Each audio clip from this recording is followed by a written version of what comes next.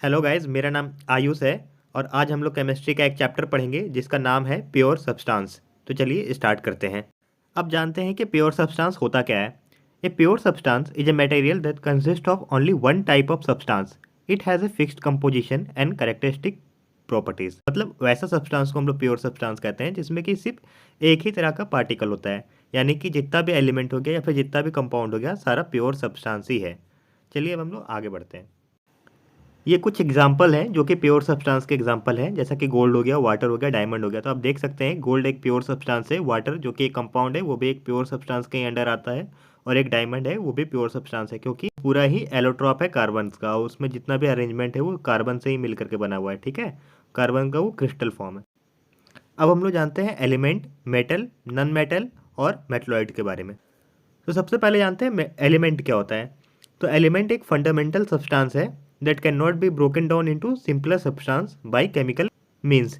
मतलब कि क्या हुआ कि एलिमेंट एक ही तरह का सब्सटेंस है, उसको तोड़ने में कोई दूसरा सब्सटेंस नहीं मिलता है और आप उसको केमिकल प्रोसेस से नहीं तोड़ सकते हो। जैसे कि आपका गोल्ड हो गया, वो एक मेटल है और एक वो सब्सटेंस भी है। जैसे आयरन हो गया, आप उसे ब्रोक करोगे तो भी वो आयरन ही निकलेगा क्योंकि एक फंडामेंटल ही सब्सटेंस है वो मिल करके कंपाउंड नहीं बना हुआ है या फिर कुछ ऐसा नहीं बना हुआ, मिक्सचर नहीं है, वो एक फंडामेंटल सब्सटेंस है।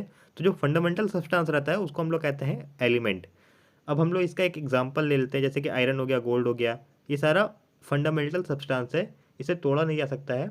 और ये सब को हम लोग क्या कहेंगे, एलिमेंट कहेंगे। जितना भी मेटल्स हो गया, नॉन मेटल हो गया, वो एलिमेंट के ही अंदर आता है। सो जितना भी एक फंडामेंटल सब्सटेंस हो गया, चाहे कार्बन हो गया, ऑक्सीजन हो गया, ये सारा एक फंडामेंटल सब्सटेंस है, ये सारा एलिमेंट के ही अंदर आता है। अब जानते हैं मेटल्स के बारे में। मेटल क्या होता है, उसका एक सिंपली होता है, अपेयरेंस होता है उसका, साइनी अपेयरेंस होता है, वो चमकते रहता है। ठीक है, और मेटल का प्रॉपर्टी होता है कि वो हीट और इलेक्ट्रिसिटी को कंडक्ट करता है। वो मेलिएबल होता है, मेलिएबल मतलब मैं आगे बताऊंगा, और डक्टाइल होता है। ठीक है, अब जानते हैं नल मेटल की प्रॉपर्टी और नल मेटल क्या होता है।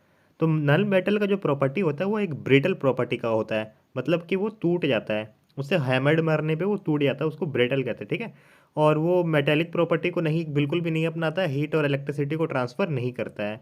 अब मेटलॉइड क्या होता है। तो मेटलॉइड ऐसा कुछ ये कुछ ऐसा एलिमेंट भी है जैसे कि जो दोनों प्रॉपर्टी दिखाता है, मेटल का ये प्रॉपर्टी दिखाता है और नल मेटल का ये प्रॉपर्टी दिखाता है। एग्जांपल जैसे कि सिलिकॉन है, तो वो दोनों का ही प्रॉपर्टी शो करता है, मेटल का भी और नल मेटल का भी।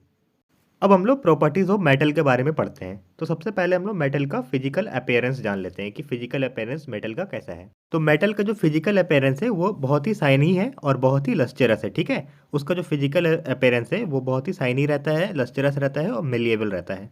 अब उसका कंडक्टिविटी के बारे में हम लोग जान लेते हैं कि उसका कंडक्टिविटी कैसा है। तो जो मेटल्स होता है वो बहुत ही गुड कंडक्टर होता है, इलेक्ट्रिसिटी का भी और हीट का भी, एज वेल एज हीट का भी और इलेक्ट्रिसिटी का भी। ठीक है, अब मेलिएबिलिटी मतलब जान लेते हैं कि हम लोग मेलिएबिलिटी मतलब होता क्या है। कोई भी ऐसा सब्सटेंस, जैसे कि लोहा ही ले लीजिए, थिंक कीजिए कि लोहा है और आप उस पर हथौड़ा मार रहे हो। ठीक है, तो वो देखिएगा टूटेगा नहीं। जैसे कि कोयले में अगर आप हथौड़ा मारोगे तो कोयला टुकड़ों में बिखर जाएगा, लेकिन अगर वही आप किसी मेटल्स में मारोगे, जैसे सोना हो गया या फिर चांदी हो गया या फिर लोहा में आप अगर हथौड़ा मारोगे तो वो टूटेगा नहीं, बल्कि वो चपटा होते जाएगा, प्लेट बाय प्लेट बनते जाएगा। उसको, उस प्रॉपर्टी को हम लोग कहते हैं मेलिएबिलिटी। ठीक है, और जो हैमर मारने से टूट जाता है उस प्रॉपर्टी को हम लोग कहते हैं ब्रिटल प्रॉपर्टी। ठीक है, अब हम लोग जानते हैं डक्टिलिटी क्या होता है। तो देखिए, ये मेटल का एक ऐसा प्रॉपर्टी है जिसको कि आप घींच करके मेटल को तार के रूप में चेंज कर सकते हो। ठीक है, इससे क्या होता है, आप हमेशा देखोगे कॉपर वायर देखोगे, वो सारा जो है वो मेटल का ही वायर होता है। क्यों होता है, क्योंकि मेटल का प्रॉपर्टी रहता है कि वो घिंचा करके बहुत लंबा वायर में कन्वर्ट हो सकता है। ठीक है, तो जो वायर में हम लोग कन्वर्ट करते हैं उस कन्वर्जन को हम लोग क्या कहते हैं, डक्टिलिटी। उस मतलब की प्रॉपर्टी को हम लोग कहते हैं डक्टिलिटी। यानी कि मेटल कैपेबल है उसको चपटा करके या फिर उसे घींच करके आप लंबा तार के रूप में डक्टाइल कर सकते हैं, लंबे तार के रूप में कन्वर्ट कर सकते हैं। तो सबसे बढ़िया होता है गोल्ड एंड सिल्वर, जो कि सबसे अच्छा डक्टाइल ये नेचर दिखाता है, शो करता है। ठीक है, मेटल्स में भी। अब हम लोग बात करते हैं डेंसिटी का, जो कि मेटल्स का डेंसिटी के बारे में बात करते हैं। तो जनरली जो मेटल्स का डेंसिटी रहता है वो बहुत ही हाई रहता है। क्यों रहता है हाई मेटल का, क्योंकि जो उसका इंटरमोलिकुलर स्पेस रहता है वो बहुत ही पैक्ड रहता है। ठीक है, इस वजह से उनका जो डेंसिटी है वो यूजुअली बहुत ही हाई रहता है। मेल्टिंग एंड बॉइलिंग पॉइंट भी इसका मेटल्स का बहुत ही हाई रहता है। ठीक है, बॉइलिंग पॉइंट भी बहुत हाई रहता है और मेल्टिंग पॉइंट भी हाई रहता है। अब हम लोग बात करते हैं सोनोरस के बारे में। ठीक है, तो जब देखे होंगे कि लोहा से लोहा या फिर आपके घर में भी जो बर्तन होंगे वो आपस में टकराते हैं तो आवाज़ आता है एक लोहा का, जो कि नल मेटल को टकराने पे नहीं आएगा, ठीक है। आवाज़ आएगा लेकिन वो घंटी टाइप का आवाज़ नहीं आएगा। घंटी भी देखे होगे आप, जब बजाते हो तो एक बहुत ही अच्छा सा आवाज़ आता है मेटल का। तो वो जो मेटल होता है वो आवाज़, मतलब कि जो आवाज़ पैदा करता है, तो उस प्रॉपर्टी को एक दूसरे से, मेटल को अगर हम लोग टकराते हैं, जो आवाज़ पैदा होता है उसको हम लोग कहते हैं सोनरस। मतलब कि मेटल आवाज़ भी करता है अगर टकराएंगे मेटल के साथ, तो ठीक है। अब है उसका स्टेट, कि उस किस स्टेट में रहता है। तो जनरली जो मेटल्स है वो हमेशा सॉलिड स्टेट में ही रहता है। जितना भी मेटल है सॉलिड स्टेट में ही रहता है, खाली मरकरी को छोड़ के। मरकरी अपने थर्मामीटर में देखा होगा, जो पारा रहता है उसको मरकरी कहते हैं, वो मरकरी कहीं बना हुआ रहता है। तो खाली मरकरी को छोड़ करके बाकी जितने भी मेटल्स हैं वो सारे सॉलिड स्टेट में ही पाए जाते हैं। अब इसका केमिकल प्रॉपर्टी के बारे में भी जान लेते हैं। तो होता क्या है कि मेटल फॉर्म करता है बेसिक ऑक्साइड्स, ठीक है। बेसिक ऑक्साइड फॉर्म करता है, जिसके वजह से आप लोग बहुत सारा फेनोमेना देखा होगा, जैसा कि रस्टिंग ऑफ आयरन हो गया। तो ये सब उसी की वजह से आता है, जिसमें लोहा ऑक्सीजन के कांटेक्ट में आने की वजह से रस्टी हो जाता है। तो ये इसका केमिकल प्रॉपर्टीज़ है, ठीक है। चलिए अब जानते हैं नन मेटल का प्रॉपर्टी। तो सबसे पहले फिजिकल अपीयरेंस के बारे में जान लेते हैं कि फिजिकल अपीयरेंस कैसा है नन मेटल्स का। तो नन मेटल का वेरियस अपीयरेंस है, जैसे कि सॉलिड भी है, लिक्विड भी है, गैस में भी है, ठीक है। तो सॉलिड में जनरली वो ब्रिटल ही में ही रहता है, मैक्सिमम ब्रिटल स्टेट में ही रहता है। ब्रिटल मतलब मैंने अभी बताया, जैसे कि मेलिएबल है। अगर आप किसी ऑब्जेक्ट में, जैसे कि मेटल में हैमर करते हो तो चपटा हो जाता है ना, उसी तरह से अगर आप नन मेटल में हथौड़ा मारोगे तो वो टूट जाता है। तो टूटने वाली प्रॉपर्टी को हम लोग ब्रिटल प्रॉपर्टी कहते हैं। अब मेटल की कंडक्टिविटी के बारे में जानते हैं। तो मैक्सिमम जितना भी होता है मेटल, ये सॉरी नन मेटल, वो bad conductor of heat and electricity होता है, ठीक है। और हमेशा इंसुलेटर के रूप में हमेशा काम आता है। अब मेलिएबिलिटी एंड डक्टिलिटी के बारे में जान लेते हैं, जिसमें कि नन मेटल में मेलिएबिलिटी नहीं होता है और डक्टिलिटी तो होता ही नहीं है, ठीक है। तो इसको हम लोग एक धागे के रूप में, लंबा वायर के रूप में कन्वर्ट नहीं कर सकते हैं, और इसको सीट में भी हम लोग कन्वर्ट नहीं कर सकते हैं। तो ये दोनों प्रॉपर्टी शो नहीं करता है, ना ही मेलिएबल प्रॉपर्टी और ना ही डक्टाइल प्रॉपर्टी। अब सोनोरस के बारे में जान लेते हैं, जो कि नन मेटल का प्रॉपर्टी है ही नहीं, ये रिंगिंग साउंड नहीं प्रोड्यूस करता है। जैसे कि मेटल को एक दूसरे के साथ ये टकराते हैं तो एक रिंगिंग साउंड बजता है, उस तरह से नहीं बजता है नॉन मेटल्स में, ठीक है, जो कि मेटल्स में बजता है। तो इसी प्रॉपर्टी को सोनरस कहते हैं, जो कि मेटल्स में, नॉन मेटल्स में नहीं पाया जाता है, ठीक है। चलिए आगे पढ़ते हैं। अब जानते हैं मिक्सचर और कंपाउंड के बारे में। तो mixture is a combination of two or more substances in which each substance retain its own chemical property. Mixture can be either divided into two parts, homogeneous and heterogeneous mixture. तो चलिए जानते हैं mixture क्या होता है। तो mixture क्या होता है, दो से अधिक सब्सटेंस जब मिलते हैं, जिसमें कि एक फिक्स्ड रेशियो भी नहीं होता है, मतलब कि कैसे भी मिला दो तो वो एक मिक्सचर के रूप में बन जाता है, मतलब वो मिक्सचर के रूप में कन्वर्ट हो जाता है, ठीक है। तो उस चीज़ को हम लोग कहते हैं मिक्सचर। मतलब दो से अधिक सब्सटेंस जब एक दूसरे के साथ मिलते हैं और उसमें मिलते हैं तो उसको हम लोग मिक्सचर कहते हैं, जिसमें कि एक फिक्स प्रोपोर्शन भी नहीं होता है, एक फिक्स प्रोपोर्शन नहीं होता है, ठीक है। उसको हम लोग कहते हैं मिक्सचर। अब हम लोग इसका एग्जाम्पल जान लेते हैं। तो सबसे बेहतरीन इसका एग्जाम्पल है, जो कि एयर हमारे सराउंडिंग में जो है, वो इसका सबसे अच्छा एक एग्जाम्पल है। क्योंकि एयर में हमारे सारा कुछ पाया जाता है, ऑक्सीजन भी है, कार्बन भी है, नाइट्रोजन भी है, तरह तरह के गैसेस हैं, सब सारा एक तरह का मिक्सचर बना हुआ है एयर में। लेकिन वो एक दूसरे से केमिकली कॉम्बाइंड नहीं है, ठीक है। तो ऐसा चीज़ जो कि केमिकली कॉम्बाइंड ना हो और एक से ज़्यादा या दो सब्सटेंस मिल करके बने हो, उस चीज़ को हम लोग कहते हैं मिक्सचर। अब आप अच्छे से समझ गए होंगे। तो चलिए अब कंपाउंड के बारे में जानते हैं कि कंपाउंड क्या है, ठीक है।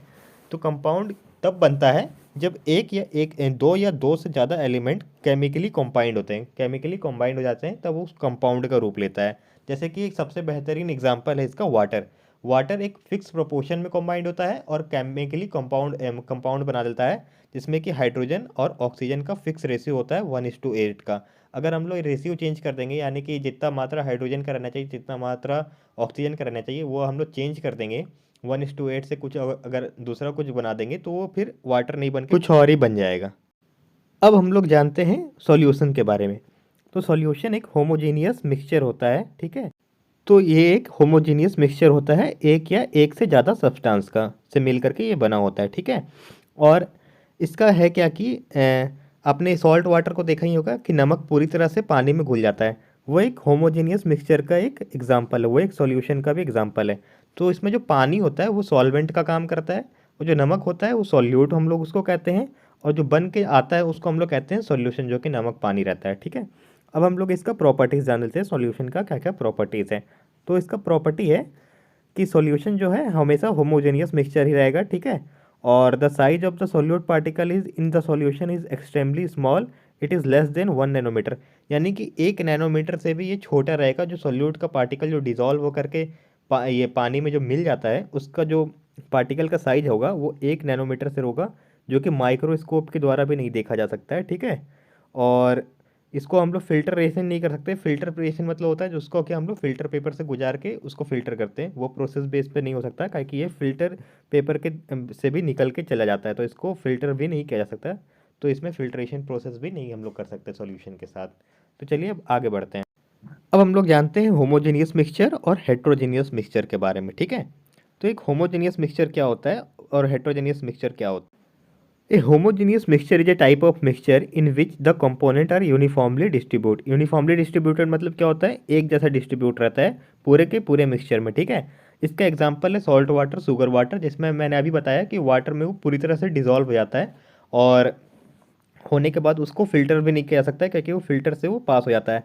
तो ऐसे मिक्सचर को जिसमें कि जो मिक्सचर है, ऐसे मिक्सचर को जिसमें जो मिक्सचर है वो यूनिफॉर्मली डिस्ट्रीब्यूटेड होता है, एक जैसा डिस्ट्रीब्यूटेड होता है पूरे ही सॉल्यूशन में, उसको हम लोग क्या कहते हैं, होमोजेनियस मिक्सचर, जिसका एग्जांपल है सॉल्ट वाटर। अब हेट्रोजेनियस मिक्सचर के बारे में जान लेते हैं। Heterogeneous mixture is a type of mixture in which the component are not uniformly distributed, मतलब कि एक जैसा डिस्ट्रीब्यूटेड नहीं रहता है। इसका सबसे अच्छा एग्जांपल है ऑयल एंड वाटर, जो कि मिल जाता है। उसमें देखिए कि ऑयल नीचे चल जाता है, वाटर ऑयल ऊपर आ जाता है, वाटर नीचे रहता है, वो मिलता भी नहीं है। और इसका एक एग्जांपल है कि आप मड को ले लीजिए, मिट्टी को ले लीजिए, और या फिर बालू को ले लीजिए, वो मिलाइए पानी में, कुछ देर के बाद देखिएगा कि वो सेटल डाउन हो जाता है, मतलब कि पानी के नीचे वो सेटल हो जाता है, तो वो यूनिफॉर्मली नहीं मिलता है। तो ये एक एग्जांपल है हेट्रोजेनियस मिक्सचर का भी।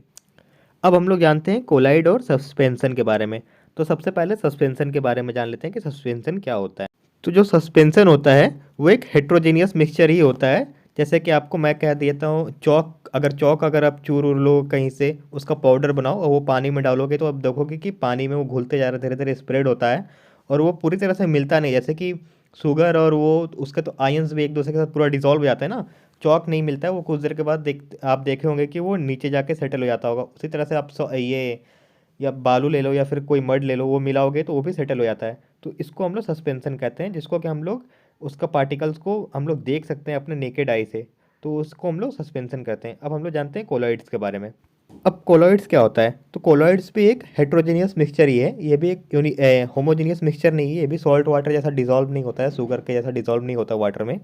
जैसे कि सस्पेंशन में आपने देखा था कि चौक पाउडर को अगर हम लोग पानी में मिलाते हैं तो उससे हम लोग नेकेड आई से देख सकते हैं उसके पार्टिकल्स को, चौक के पार्टिकल्स को, ठीक है। वो सेपरेट भी हो जाता है, कुछ देर के बाद सेटल डाउन हो जाता है पानी के अंदर नीचे, कुछ देर के बाद नीचे जा कर के वो सेटल हो जाता है। लेकिन कोलॉइड्स में ऐसा नहीं है, ये भी हेट्रोजेनियस ही है, लेकिन हम लोग इसको अपने नेकेड आई से नहीं देख सकते। इसका पार्टिकल इतना छोटा रहता है कि हम लोग इसको अपने नेकेड आई से नहीं देख सकते हैं। जैसे कि एक एग्जांपल लेते हैं कि आप पानी में अगर दूध को मिलाओगे तो वो एक हेट्रोजेनियस मिक्सचर ही रहेगा, वो पूरी तरह से घुलता नहीं है, लेकिन हम लोग उसको अपने नेकेड आई से नहीं देख सकते हैं। सो इस प्रॉपर्टी को हम लोग कोलाइड्स कहते हैं, ठीक है। अब हम लोग जानते हैं कोलाइड्स के प्रॉपर्टी के बारे में। तो जो कोलाइड्स होता है वो दिखाता है अपने आप को एक होमोजीनियस मिक्सचर के जैसा है, जैसा कि सॉल्ट वाटर, शुगर वाटर के जो एक होमोजीनियस मिक्सचर है उसकी तरह दिखाता है खुद को, लेकिन वो होता हेट्रोजीनियस मिक्सचर है। इसका जो दूसरा प्रॉपर्टी है कि जो ये कोलॉइड का साइज रहता है, पार्टिकल का साइज, वो जो एक प्योर सॉल्यूबल सॉल्यूशन होता है, जैसे कि एक प्योर सॉल्ट वाटर जो सॉल्यूशन रहता है जिसको जो घुल जाता है, उसका पार्टिकल से तो थोड़ा सा बड़ा पार्टिकल होता है कोलाइड में। लेकिन जैसा कि मैंने सस्पेंशन का बताया था कि सस्पेंशन में जो पार्टिकल होता है, जैसा कि चौक अगर मिलाओगे तो वो नेकेड आई से दिखता है, तो सस्पेंशन से कोलाइड का पार्टिकल छोटा रहेगा, और जो प्योर जो सॉल्यूशन है उससे थोड़ा सा बड़ा रहेगा इसका पार्टिकल, ठीक है। और तीसरा इसका जो प्रॉपर्टी है कि बहुत सारा जो कोलाइड होता है उसको माइक्रोस्कोप से भी नहीं देखा जा सकता है। तो बहुत सारा ऐसा कोलाइड है जिसे माइक्रोस्कोप से भी नहीं। अब इसका दूसरा जो ये प्रॉपर्टी है वो है कि इसको भी हम लोग फ़िल्टर पेपर से पास नहीं करा सकते हैं, मतलब कि ये भी सेपरेट नहीं हो सकता है फिल्ट्रेशन प्रोसेस से, ठीक है। और जो इसका प्रॉपर्टी है कि ये भी क्वाइट स्टेबल होता है। स्टेबल मतलब अगर हम इसे रख देंगे थोड़ी देर के लिए तो भी इसका पार्टिकल, जैसा कि हमने बताया था सस्पेंशन में कि अगर आप चौक को पानी मिला कर थोड़ी देर के रख दोगे तो वो सेटल डाउन हो जाएगा, वैसा इसके केस में नहीं है। कोलाइड के केस में ये सेटल डाउन भी नहीं होता है, ठीक है। और ये लाइट के बीम को भी स्कैटर करता है। क्यों करता है ये स्कैटर? क्योंकि इसका जो पार्टिकल होता है वो थोड़ा सा लार्ज होता है एज़ कम्पेयर टू जो प्योर सॉल्यूशन होता है उसके कंपेयर में थोड़ा लार्ज होता है इसका पार्ट। तो चलिए आज हम लोग यहीं पे ख़त्म करते हैं। ये प्योर सब्सटेंस का एक पार्ट 2 भी आएगा क्योंकि थोड़ा सा कुछ टॉपिक बचा हुआ है। तो कल मिलते हैं एक नए